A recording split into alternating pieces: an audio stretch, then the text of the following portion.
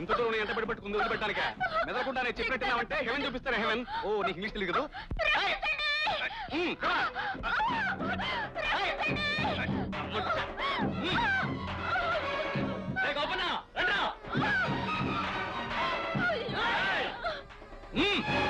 అడుగు ముందుకు వేశారో నరికి పారేస్తాను, జాగ్రత్త.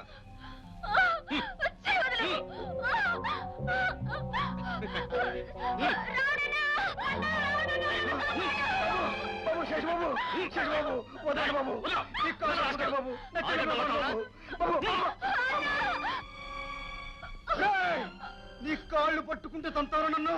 నా చెల్లి పెళ్లికి ముహూర్తం కూడా పెట్టించాను రా. దాన్ని అన్యాయం చేస్తే సహించలేను రా. రే నేనేం చేస్తాను నాకే తెలీదు. ఆస్తుందని అంతస్తుందని పేదల ప్రాణాల్ని మానాల్ని కాలరాస్తే సహించేది లేదురా. చేతిని చీర మా మోచేతి తాగే పశువులారా చూసారుగా, ఎదురు తిరిగితే ఏ గతి పడుతుందో. Mind it. ఓ మీకు ఇంగ్లీష్ రాదు కదా, గుర్తుంచుకోండి. నిన్ను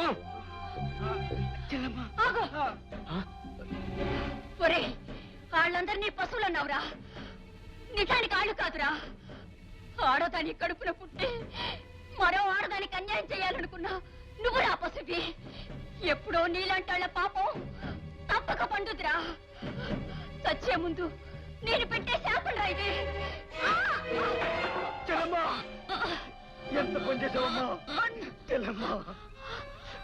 ఏ పువ్వైనా పశువుల కాళ్ళ కింద పడి నలిగిపోవడం కన్నా రాలి వాడిపోవడమే మంచిది. పాడై బతికే కంటే పవిత్రంగా పోవడమే మంచిదన్నా. నే కోరుకునేదొకటే, ఏ జన్మకి ఈ రాక్షసులున్న గడ్డ మీద పుట్టకూడదు. ఈ ఊరు నాగరాజు. ఇక్కడ ప్రజలు ఎలా బ్రతకాలో, పరిస్థితులు ఎలా ఉండాలో నిర్ణయించేది నేను. నా దగ్గర తీసుకున్న అప్పుకు బదులు నీకు పండిన చెరుకు నాకు తొలాల్సింది పోయి పట్నం తీసుకెళ్ళి అమ్ముకుందాం అనుకుంటున్నావా? పట్నం తీసుకెళ్ళి అమ్ముకుంటే బండికి 150 రూపాయలు వస్తాయని చెప్పారు. అందులో మీ బాకీ కొంత తీర్చొచ్చు, నా కుటుంబాన్ని చూసుకోవచ్చు అనుకున్నాను. అందుకని ఎరా ఏళ్ల తరబడి ఆనవాయితీగా వస్తున్న పద్ధతి మార్చేసి నువ్వు కొత్త దారి తొక్కాలనుకుంటున్నావా? చూడు, నీ వెనకాల ఉన్న రైతులందరూ నా దగ్గర తీసుకున్న బాకీకి గాను వాళ్ళకి పండిన చెరుకంతా నాకు చెల్లింపు వేశారు. ఇక ముందు ఇలాంటి పిచ్చి పిచ్చి వేషాలు వేశావో నీ చీటీ చించేసి నరకానికి పంపించేస్తాను, జాగ్రత్త.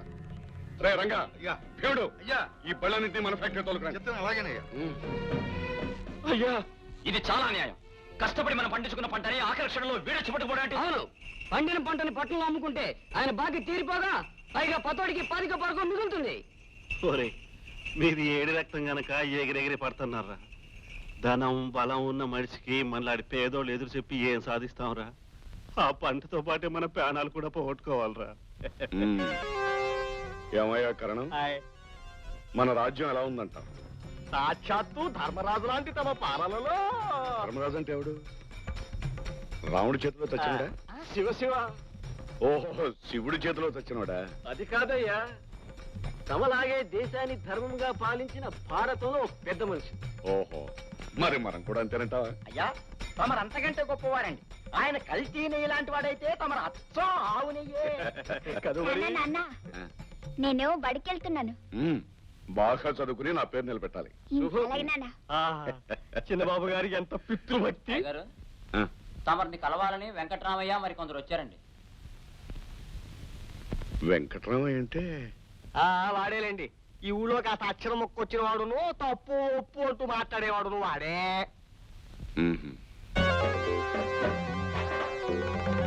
ఏమిటి వెంకటరామయ్య, మేకల మందం తోలుకుని ఇలా వచ్చా? ఏమిటి మేకల? వీళ్ళందరూ నీ కంటికి మేకల్లా కనపడుతున్నారు కాబట్టి నీ అత్యాచారాలకు అంతు లేకుండా పోయిందయ్యా. శివ, అందుకని న్యాయం అడగాలనే వచ్చాను. న్యాయమా? అలాంటి వస్తువు నా దగ్గర ఏమీ లేదే. ఏం పూజారి, నీ దగ్గర ఏమైనా ఉందా? అయ్యా, నా దగ్గర విభూతి పట్ల ఉందండి. ఏ మలయ్య, అయ్యా, నీ దగ్గర ఏమైనా న్యాయం అమ్మకం? చిల్లు ఉందండి, ఎక్కడో జారిపోయిందండి. నువ్వేమిటో తవ్వుతున్నావు కరణం? న్యాయం కోసం తవ్వుతున్నానండి, దొరుకుతుందేమోనని. న్యాయం అనే మాటకు నిప్పు పెట్టి ఆ మంటతో చలిగాచుకునే వాళ్లకు న్యాయం ఎక్కడ దొరుకుతుంది? ఇప్పుడు గుర్తుకొచ్చిందయ్యా. ఇదివరకు న్యాయాన్ని ధర్మాన్ని భ్రాంతిని కోడుకోరని చూసుకున్నంత ఇష్టంగా చూసుకునేవాడిని అయ్యా. కానీ ఇష్టమైన వస్తువుల్ని కాశీలో గంగలో కలిపిస్తే పుణ్యం వస్తుందని ఎవరో అంటే ఆ రెండింటిని గంగలో కలిపేశానయ్యా. న్యాయం అడగటానికి వచ్చిన మమ్మల్ని వేళాకోళం చేస్తున్నావు కదూ నాగరాజు. నీ కొడుకు శేషగిరి అన్నం పుణ్యం వెరుగని రాముడి చెల్లెల మీద అత్యాచారం చేయబోయాడు. దాని చావు కారణమయ్యాడు. అందుకు శిక్ష అనుభవించి తీరాలి. శివశివ, మనసు మానవత్వం ఉన్న ఏ మనిషి అయినా తోటి మనిషి కష్టానికి కన్నీళ్లు పెడతాడు. ఇవాళ రాముడి చెల్లెలైంది, రేపు మరొకటి అక్క అవుతుంది, ఎల్లుండి నా కూతురే కావచ్చు. అందుకే అందరి తోబుట్టు లాంటి ఆ పిల్ల విషయంలో న్యాయం జరగాలని, న్యాయం అడగాలని వచ్చాను. చూడు వెంకట్రామయ్య, పాలు పొంగితే నిప్పుల్లో పడిపోతాయి. అలాగే అర్థం లేని ఆవేశం నీలో పొంగిందంటే అది నీ అనర్థానికే కారణం అవుతుంది. వెళ్ళిపోతాను నాగరాజు, వెళ్ళిపోతాను. ఎక్కడికి వెళ్తానో తెలుసా? న్యాయం కోసం పట్నం వెళ్తాను. అక్కడ ఆఫీసర్లను కలుస్తాను, అలదలు లేపుతాను. చట్టానికి నిన్ను నీ కొడుకును పట్టిస్తాను, నీ అంతు తేలుస్తాను. అలా తేల్చకపోతే నేను వెంకటరామయ్యనే కాదు. రేయ్, మీరు కూడా వెళ్ళండిరా. ఈయన న్యాయం కోసం పట్నం వెళ్తాడట. ఈయన మాటకి సాక్ష్యం చెప్పడానికి మీరు కూడా వెళ్ళండిరా. అప్పుడు తెలుస్తుంది ఈ నాగరాజు ఏం చేస్తాడని. వెళ్ళండిరా. వెళ్తారంటారా? ఉండండి రే. వెంకట్రామయ్య, ఇక వెళ్ళు. ఎందుగలడందు లేడని సందేహము వలదు, చక్కె సర్వోపగతుండు ఎందెందు వెదకి చూచిన అందందే గలడు దానవాగ్రిని వింటే.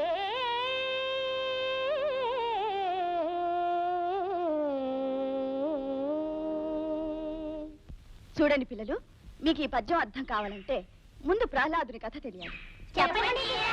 పూర్వకాలంలో హిరణ్యకశిపుడు అని ఓ రాక్షస రాసుండేవాడు. అతను చాలా చెడ్డవాడు, అందరినీ హింసించేవాడు. కానీ అతను ఎదిరించే సాహసం ఎవ్వరికీ ఉండేది కాదు.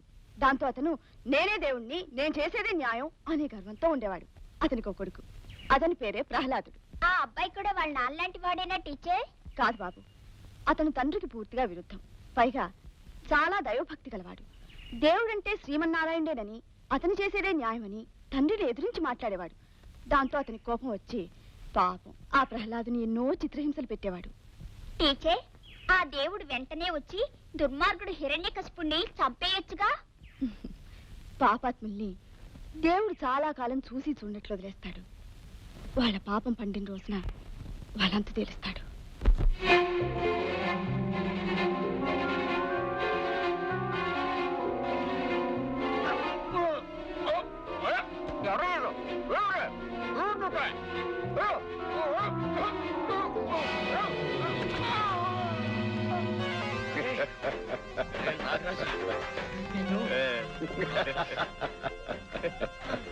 పెద్దవాళ్ళని ఎదిరిస్తే బ్రతుకు ఎలా ముగుస్తుందో ఇప్పటికైనా అర్థమైందా వెంకట్రామయ్య?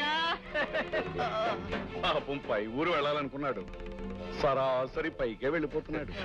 పైన భగవంతుడి న్యాయస్థానం ఉంటుంది, అక్కడికి వెళ్ళాడు న్యాయం. నాగరాజు, నీతిని నిజాన్ని చంపాలనుకున్న నువ్వు ఎప్పుడో ఒకప్పుడు వాటి చేతులే చావు దెబ్బతింటావురా. నా ప్రాణం తీశాన్ని సంతోషిస్తున్నావు కదా, నీ ప్రాణం తీయడానికి, నీ అంతు తేల్చడానికి త్వరలోనే ఎవడో ఒకడు వస్తాడు. వస్తే వాడు కూడా నీలాగే అంతమైపోతాడు రా.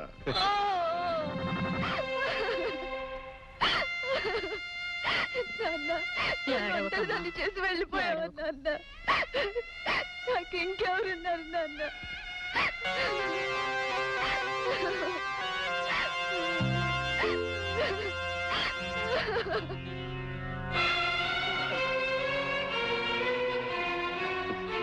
పాపం వెంకట్రామయ్య కన్న బిడ్డని, ఉన్న ఊరిని, ఈ లోకాన్ని వదిలిపెట్టి వెళ్ళిపోయాడు. ఆయన పోవటం నిజంగా నా ఆత్మీయుడిపోయినట్టుగా ఉంది. ఎక్కడున్నా ఆయన ఆత్మకు శాంతి కలగాలి.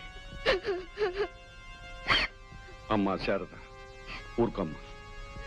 బ్రతుకున్నంత కాలం మీ నాన్నగారు గొప్పగా, ధర్మంగా, న్యాయంగా బ్రతికారు. చనిపోతూ కూడా న్యాయం కోసం వెళుతూనే చనిపోయాడని విన్నాను. అలాంటి మనిషిని తలుచుకుని గర్వపడాలి గాని బాధపడకూడదు. నిజమే బాబు, ఆయన లాంటి మనిషి ఊరికి ఒక్కడుంటే చాలు ఊరిని, ఊరి పేరుని నిలబెట్టడానికి. ఏమంటావు మల్లయ్య? నిజమేనండి, మనుషుల్లో మొలకొలకలు బియ్యం అంటాడు.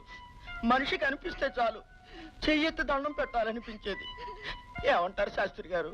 మీకైతే అనిపించేదేమో, నేనైతే దండం పెట్టేవాడిని. ఏమంటారయ్యా? కరణం గారు, ఆయన పెద్ద కర్మకు కావాల్సిన ఖర్చంతా నేను భరిస్తాను. కొంచెం భార్యతను జరిపించండి.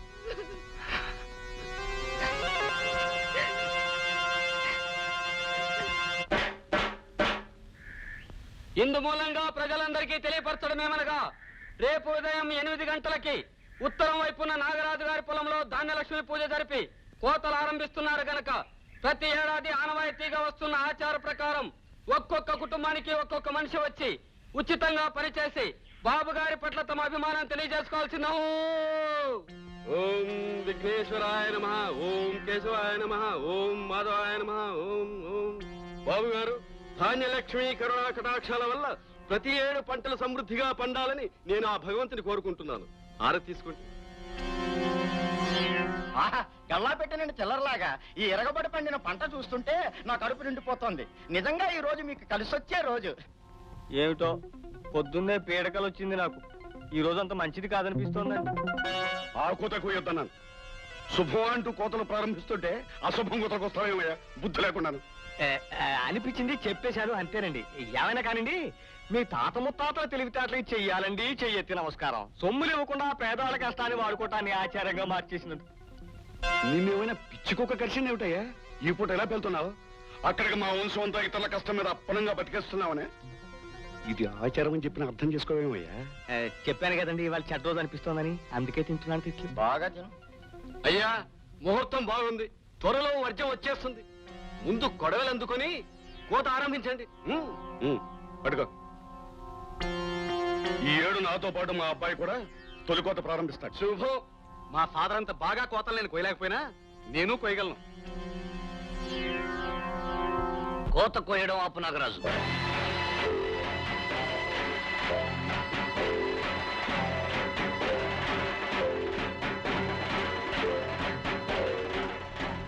ఎవరు? ఈ మట్టి మీద పుట్టినవాణ్ణి. నన్ను ఎందుకు కోతాపంటున్నావు? అన్యాయంగా అక్రమంగా కొడవలు పుచ్చుకుని కోత కోస్తున్నావు గనుక. ఈ పొలము పంట నీ బాబుగాడిది కాదు గనుక. అయితే నీ బాబు గాడిదా? అవును, నా బాబుదే. భూషయ్య కొడుకు భరత్ని నేనే. భూషయ్య? ఏ భూషయ్య? ఒకప్పుడు ఈ భూమికి సొంతదారుడైన భూషయ్య. ఈ నేల తల్లిని నమ్ముకుని నీతిగా బతికిన భూషయ్య. పాడు బుద్ధి గల పెద్దల మోసాలకు లొంగిపోయిన భూషయ్య. భార్యా బిడ్డలకు దూరమై పాపిష్టి వాళ్ల చేతుల్లో అన్యాయంగా అక్రమంగా దారుణంగా చంపబడిన భూషయ్య. ఇప్పటికైనా గుర్తొచ్చిందా ఆ భూషయ్య ఎవరో నాగరాజు? ఓహో, అప్పు తీసుకుని తీర్చలేక ఎగ్గొట్టిన ఆ భూషయ్య గాడి కొడుకువా? నాగరాజు, నా తండ్రి అవసరానికి అప్పు తీసుకుని ఉండొచ్చు కానీ ఏ రోజున ఎగ్గొడతామని అనుకోలేదు. వాడితో మాట్లాడినానా?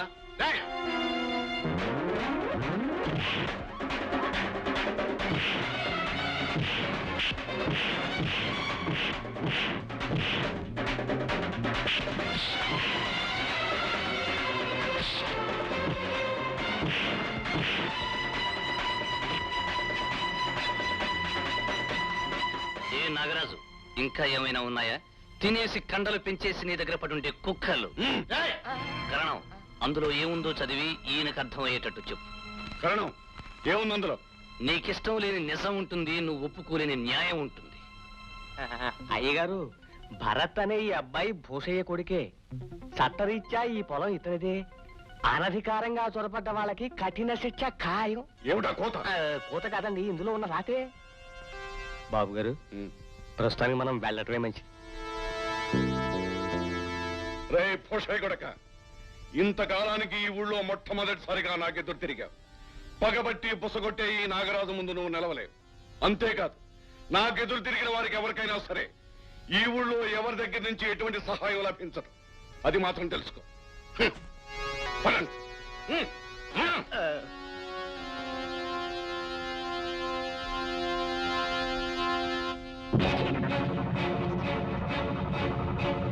అయ్యా, మిమ్మల్ని వాడా మాట అందుకు కాదు కానండి, కాకపోతే కూలి విధముల ముందు అనేశాడండి.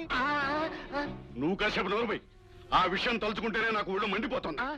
ఎవరినైనా ఏమైనా చేసే వరకు నాకు మనశ్శాంతి ఉండదు, నిద్ర పట్టదు. బాబు గారు గడ్డం గీయించుకుంటారా? నోరు మీద గాడ్డు కొడక. ఎలా కనిపిస్తున్నాను రా నీకు? గడ్డం మీసాలు గొరిగించి కూర్చోమంటావురా నన్ను? నిన్ను ఏం చేసినా పాపం లేదురా. నేనేం చేశాను బాబు గారు? నోర్మయ్, ప్రతివాడు ఎదురు ప్రశ్నలు వేయడం నేర్చుకున్నారు.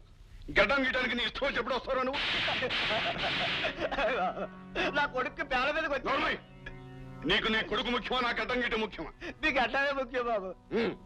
రేపు పొద్దున్న 6 గంటలకల్లా గడ్డం గీయటానికి రాకపోయావో నీ చీటీ చించేసి నరకనే పంపించా. అలాగే బాబు, అలాగే బాబు, అలాగే బాబు.